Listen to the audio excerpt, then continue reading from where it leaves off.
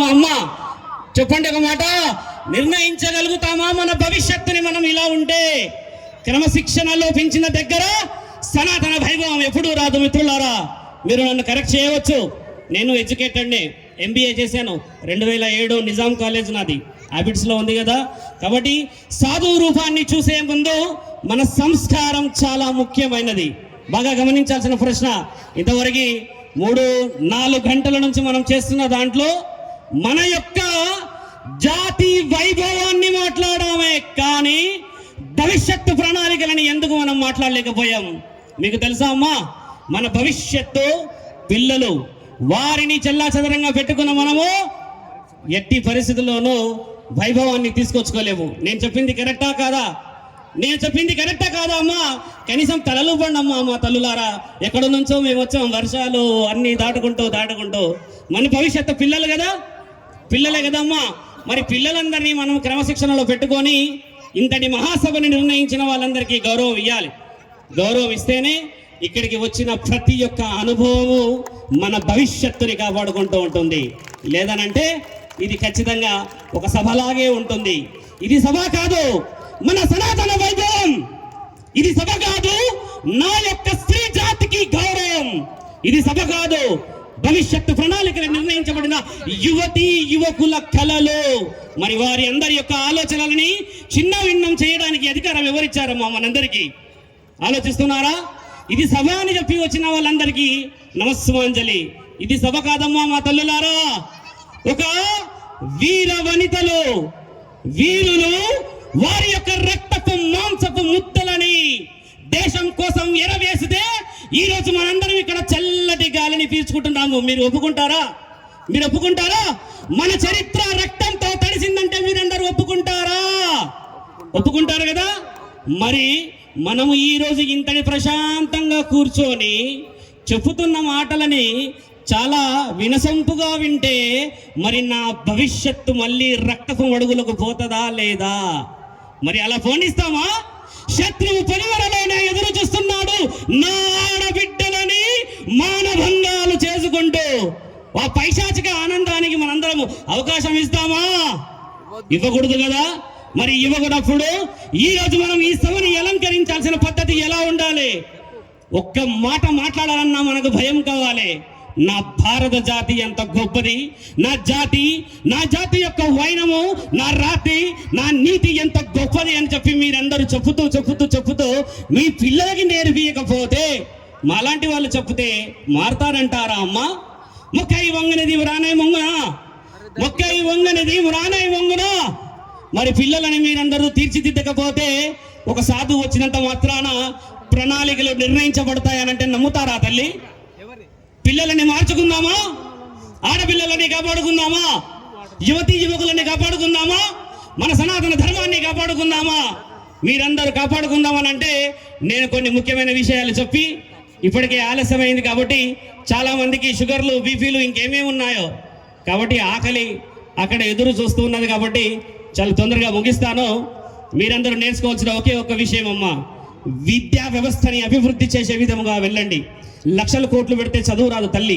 సంస్కారంతో చదువుకున్నప్పుడే మన యొక్క సంస్కారం, మన యొక్క సనాతనం, మన యొక్క భారతదేశ చరిత్రని నేర్చుకోగలుగుతాము. ఇది నిజమే కదా. పిల్లలందరూ ఇందాక గమనించాము, నాట్యాలు ఆడుతున్న సమయంలో చాలా మంది క్రౌడ్ ఇక్కడ కూర్చుంటున్నారు. పెద్ద మనుషులు వారి యొక్క అనుభవాన్ని చెబుతూ ఉంటే అందరూ వెళ్ళిపోతున్నారు. చూసారా? ఇది ఒక ఎంటర్టైన్మెంట్ సభలాగా పెట్టుకున్నందుకు వాళ్ళకి చెప్పాలి, నాయనా ఒక ఛత్రపతి శివాజీ, ఒక శంభాజీ, ఓ రాణి రుద్రమాదేవి, ఋషులు ఎన్నెన్నో త్యాగాలు చేస్తే ఈ రోజు మనందరం ఉన్నాం ఇక్కడ. ఒకసారి వింటే కదా అనుభవం. చాలామందికి తెలీదు. యూట్యూబ్ ఛానళ్ళల్లో మాట్లాడుతూ ఉంటే వారి గొప్పతనాలే మాట్లాడతారు, కానీ అసలైన నిజాన్ని ఎవరు మాట్లాడారు. చాలామంది శత్రువులు ఉన్నారు నాకు. నా పేరు తెలుసు కదా మీ అందరికీ, శివరుద్ర సాధు. ఎక్కువ శాతంగా దేవుడిని అడ్డు పెట్టుకొని అపనమ్మకాలు అనంటే మూఢనమ్మకాల మీద పనిచేస్తూ ఉంటాను ఎక్కువ శాతంగా. కాబట్టి ఏంటంటే మూఢనమ్మకాలను నమ్మకూడదు. ఇలా దేవుడు ఉంటాడు, అలా దేవుడు ఉంటాడంటే శత్రుత్వం కూడా పెరుగుతూ వస్తుంది. కాబట్టి మిత్రులారా, మన వైభవాన్ని ఎవడు వచ్చి చెడగొట్టలేడు ఇంతవరకు. మీకు తెలుసా అమ్మా, మన భారతదేశాన్ని చెడగొట్టడానికి ఇంకొక యుగమైనా సరిపోదమ్మా. మీకు ఒక విషయం చెప్పాలి, మీ అందరికీ ఇది కలియుగం అనే తెలుసు, కానీ ఇది 28వ కలియుగం.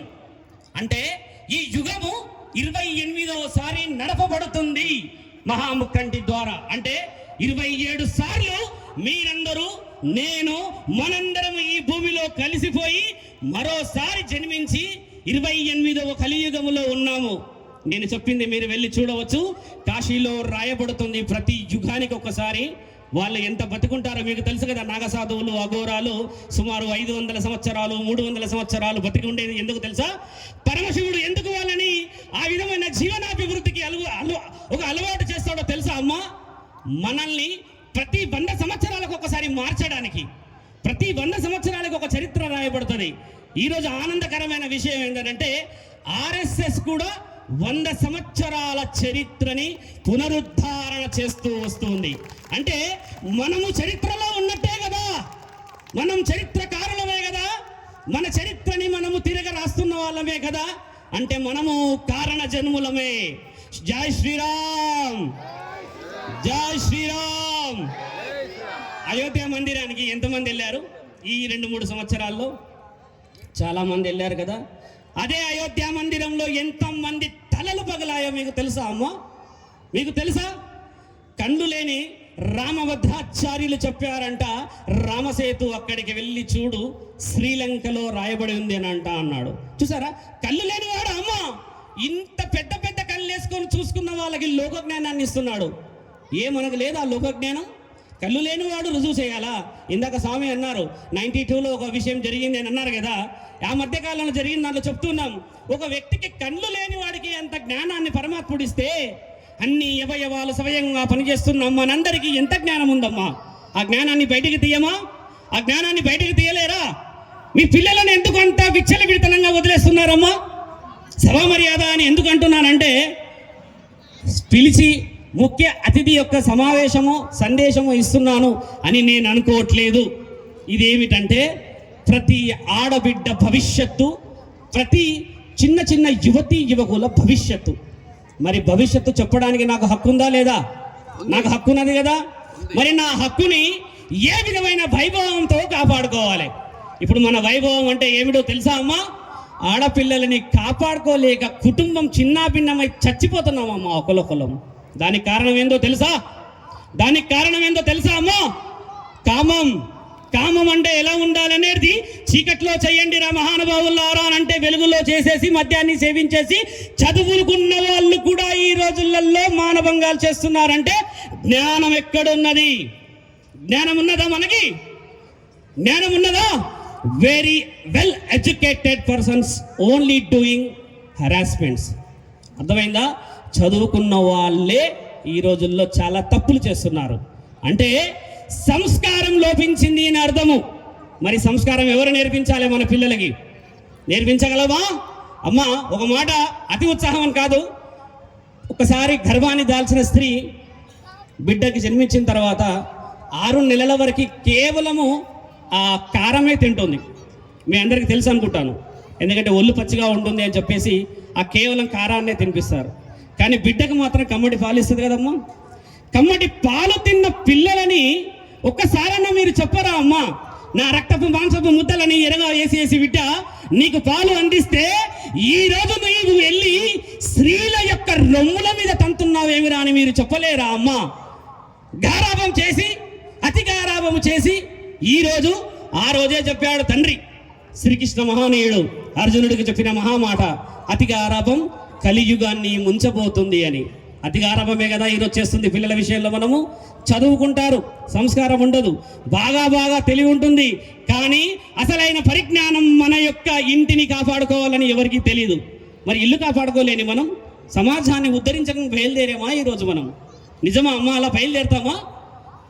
ప్రపంచం మొత్తంలో అత్యంత విలువైనది అంటే అత్యంత sharp, the very sharp knife అంటే ఒక వెపన్ ఏందో తెలుసా అమ్మా? ఎవరైనా చెప్పవచ్చు. ప్రపంచంలో అత్యంత ముఖ్యమైనది, విలువైనది, చాలా చాలా చాలా పదునైనది ఏదైనా చెప్పగలుగుతారా అమ్మ? మీరు ఎవరైనా నాలెడ్జ్ ఉందా? చెప్పగలుగుతారా? మన నాలుక. మన నాలుకతోని మన యొక్క సంసారాన్ని మన యొక్క సమాజాన్ని భ్రష్టు పట్టించుకుంటున్నామా లేదా? ఎన్నెన్ని బంధాలు ఈరోజు ఒంటరి జీవితాలు గడుపుతున్నాయి. ఉమ్మడి కుటుంబాలు ఉన్నాయా? ఉమ్మడి కుటుంబాలు లేవు కదా మనవి. మరి నీ యొక్క నాలుకతోని చేయాల్సిన ధర్మమైన పనులు, నీతితో కూడుకున్న పనులు, దైవాజ్ఞమైన పనులు, దేవుళ్ళని పూజించే పనులు, మన యొక్క స్త్రీని, మన యొక్క భవిష్యత్తును కాపాడుకోవాల్సిన పనులు చేయకుండా మరి మనం చేస్తున్న పనులేందమ్మా? పిల్లలని మరియు సంస్కృతిని, దేవుళ్ళని తక్కువ అంచనా చేస్తున్నాం. ఆ రోజు 100 సంవత్సరాల క్రితము ఇవన్నీ ఆలోచనలు చేసినందుకే ఈరోజు ఆర్ఎస్ఎస్ వచ్చింది కదా. ఆర్ఎస్ఎస్ దేనికి వచ్చిందమ్మా? దేవుళ్ళ గురించా? దేవుళ్ళ గురించి వచ్చిందా? దేవుళ్ళ గురించి రాలేదు మా అమ్మ. వచ్చింది కేవలం నిన్ను నీవు గౌరవించబడ్డ దగ్గర గౌరవాన్ని తీసుకోవడానికి, నీ గౌరవం తగ్గిన దగ్గర నీ గౌరవాన్ని సంపాదించుకోవడానికి వచ్చిన సంస్థ. ఒకవేళ నేను తప్పు చెప్తే కాదు స్వామి అని చెప్పొచ్చు. మన యొక్క నైతిక శక్తులను కాపాడడానికే వచ్చింది కదా ఈ సంస్థ. మరి అలాంటి సంస్థ 100 సంవత్సరాలు చేసుకుంటున్నప్పుడు మనం ఇంకొక 100 సంవత్సరాలకు సంబంధించిన జ్ఞానాన్ని సంపాదించాలి. సంపాదిస్తామా అమ్మ? మన యొక్క విలువలని కాపాడుకుండాలని ఆశిస్తూ ఉన్నాము. ఒక మాట సాధు రూపంలో ఉన్నాం కాబట్టి చెబుతాము.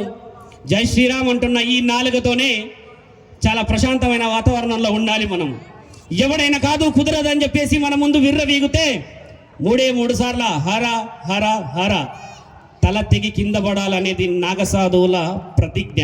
మీకు తెలుసా అమ్మా? జై శ్రీరామ్, జై శ్రీరామ్, జై శ్రీరామ్. కాలహర, మీరు నాతో పాటు అనవచ్చును. కాలహర, దారిద్రహర, కష్టహర, నష్టహర, హర హర నమో పార్వతీ పతయే, హర హర మహాదేవ.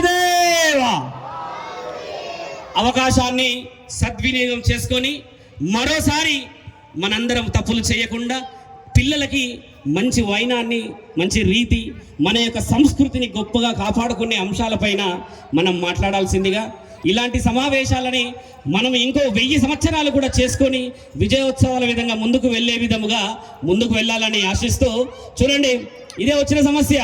ఇప్పుడు ఊరంతా ఒక ప్రపంచం అంతా ఒకవైపు ఉంటే ఈయన గారి ప్రపంచం ఒకటి ఉంది. కాబట్టి ఇలాంటి వ్యవస్థతోనే నాకు ఎక్కడ లేని చాలా కోపం వచ్చేది ఎక్కడ. ఎందుకంటే నాకు ఒక నెల రోజుల నుంచి మన వాళ్ళు చెప్తున్నారు నెమ్మదిగా మాట్లాడండి, నెమ్మదిగా మాట్లాడంటే రీతి లేని దగ్గర నెమ్మదిగా మాట్లాడలేము. అహం శివం, శివభక్తులం మేము. సంస్కారం చాలా ముఖ్యమైనది. నా తండ్రిని అంటే మహాముఖండిని మీరు చూసే ఉండవచ్చు, కానీ ఎప్పుడు చూసినా శివుడు 3 కళ్ళతోనే కళ్ళు మూసుకొనే ఉంటాడమ్మా. ఆ చిత్రపటాలు ఎక్కువ చూస్తాం కదా. నా తండ్రి కళ్ళు మూసుకుంటేనే ప్రపంచం ఇంత అంతా అతలా కుతలం అవుతుంది. ఇంకా కళ్ళు తెరిస్తే ఏమవుతుంది తల్లి? కళ్ళు తెరిస్తే ఏమవుతుంది? మా గురువులను అడిగాము, ఓ మహాత్మా, మహాముఖంటి 3వ కన్ను తెరిశాడంట, భస్మం చేశాడంట, 2 కళ్ళు తెరిశాడంట, ఏదో చేశాడంట కదా, మరి ఎందుకు రుజువుతో మనకి ఇంకా దర్శనమిస్తలేడు అని అంటే, నా ఆడబిడ్డలపై జరుగుతున్న పైశాచిత్వాన్ని చూడడానికా? నేను కన్న నా యువతి యువకులు మధ్యాహ్నానికి బానిసై రోడ్డు పైన పడి ప్రేమని, వ్యవహారమని, ఇంకేదో అని చిన్న భిన్నం అవుతున్న ఆ కుటుంబాలని చూడడానికా? ఇంతవరకన్నా జస్టిస్ జరిగిందా అమ్మా? రేప్ జరిగినాక కలకత్తాలో మౌమితా కేసు మీకు గుర్తుందా? 11 మంది వైద్యులే చేశారంట. దెర్ ఇస్ నో, ఇంతవరకు జస్టిస్ కాలేదు. మీకు తెలుసా అమ్మా? న్యాయమే జరగలేని న్యాయస్థానంలో ఉన్నాం మనం, చూసారా? కాబట్టి న్యాయం జరిగేంత వరకు అవకాశం ఇస్తామా? ఎవడైనా కాళ్ళు దూస్తే, ఎవడైనా కన్ను ఎర్ర చేస్తే, ఎవడైనా నా ఆడబిడ్డ వైపుగా తక్కువగా అంచనా వేసి చూస్తే వాడి తలని మనము ముక్కలుగా చేసే హక్కు మన రాజ్యాంగంలో రాసింది. దాన్నే మరణశిక్ష అంటారు. మీకు తెలుసు కదా మరణశిక్ష మన దాంట్లో ఉందా? మన దాంట్లో ఉంది కదా మరణశిక్ష మన దాంట్లో ఉంది. ఎందుకు అమలు చేయట్లేరో తెలుసా? ప్రభుత్వాలే కానీ ఇంకేదైనా ప్రపంచ దేశాలు ఎందుకు అమలు చేయట్లేరంటే, ఒక మాట, మరణశిక్ష కంటే ముఖ్యమైనది మనసు యొక్క మనస్తాపం. ప్రతిరోజు మనసు చచ్చిపోతుందో చూడండి, అంతకు మించి మరణం లేదు మిత్రులారా. కాబట్టి యావజ్జీవ కారాగార శిక్ష వేస్తుంది మన దగ్గర. కాబట్టి మనిషి మనసు ద్వారా ప్రపంచాన్ని గెలిచిన రోజే మనందరినీ మనం గెలుచుకున్న వాళ్ళు అవుతాం. నిత్య సౌభాగ్యం ఉండాలని ఆశిస్తూ, ఇలాంటి సభలని ఎన్నెన్నో చేయాలని ఆశిస్తూ, ఈరోజు ఇక్కడికి వచ్చిన ప్రతి ఒక్కరి కుటుంబాల్లో నిండు సౌభాగ్యతతో ఉండాలని చెప్పుతూ ఒక మాట చివరగా నేను ప్రతిసారి చెప్పి ముగిస్తూ ఉంటాను. నాతో పాటు మీరు పలకవచ్చును. ధర్మో రక్షతి రక్షత, ధర్మో రక్షతి రక్షత, ధర్మహింసా సదైవ చ, ధర్మహింసా సదైవ చ, ధర్మం సంస్థాపనాం సంభవామి యుగే యుగే, సంభవామి యుగే యుగే. ధర్మో రక్షతి రక్షత అంటే మన ధర్మాన్ని మనం కాపాడుకోవాలి. ధర్మహింస సదైవచ అంటే ఎవడైనా మన ధర్మాన్ని అధర్మం అంటే వాడి వీపు అక్కడే విమానం మోత మోగించాలి, అక్కడే మన ధర్మాన్ని సంస్థాపించాలి. మన వల్ల కాలేదంటే చెప్పండి, సంభవామి యుగే యుగే. కారణ జన్ముల్ని పరమాత్ముడు పుట్టి ఉంచాడు. నాగసాధువుల రూపంలో, అఘోరాల రూపంలో, ఋషుల పరంపర రూపంలో. వాళ్ళందరూ వచ్చి సమాజాన్ని మార్చేదాకా మనం ఎదురు చూడకూడదు. నీలకంఠుడి కంఠంలో ఒక విషం ఉన్నట్టుగానే ప్రతి భారతీయుడు, ప్రతి కారణ జన్ముడి కంఠంలో కూడా విషం ఉంటుంది. విషాన్ని చిమ్మాలంటే మనం చిమ్మలేమా? శత్రువులపై దాడి చేయాలంటే చేయలేమా? తినే కమ్మటి అన్నంలో విషం పెట్టాలంటే పెట్టలేమా? అది మనకు అలవాటు లేదు. ఛత్రపతి శివాజీ ఏం చేశాడు చూసారా? వారి కొడుకుని పెంచినప్పుడు శత్రువులు దాడి చేసినప్పుడు 3వ రోజు కూడా ఆయన గుండె కొట్టుకుంటుందంట. అది మన గుండెకున్న విలువ, మన గుండెకున్న విలువ అది. కాబట్టి మన సనాతన వైభవాన్ని కాపాడుకునే విధంగా మీరందరూ నడుచుకుంటారని, ఇలాంటి మనందరం సభలకు రావాలి. ఆర్ఎస్ఎస్ లాంటి ఎన్నో సభలని, మహాముచ్చటైన సభ ఎందుకో తెలుసా అమ్మా? వస్తుంటే అందరికీ ఒక కాషాయం కనబడ్డది. ఇలాంటిది రేపటి నుంచి కూడా కనబడాలి. నెత్తికి రుమాలు చుట్టుకోవాలమ్మా. రైతు అని ఎలా గుర్తుపడతాం మనం? రైతు నెత్తికి టవాల్ ఉంటుంది, గుర్తుపట్టేస్తాం కదా.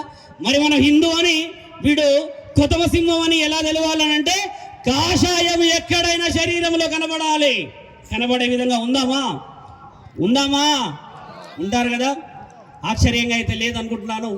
మన సనాతన వైభవం మాట్లాడేటప్పుడు మీరు కూడా ఆ విధంగానే ఒక ఆలోచనతో రావాలి. రక్తం మరుగుతూ ఉంటుందమ్మా. ఏదైనా సమస్య వచ్చినప్పుడు పరిష్కారం చేసుకోవడానికి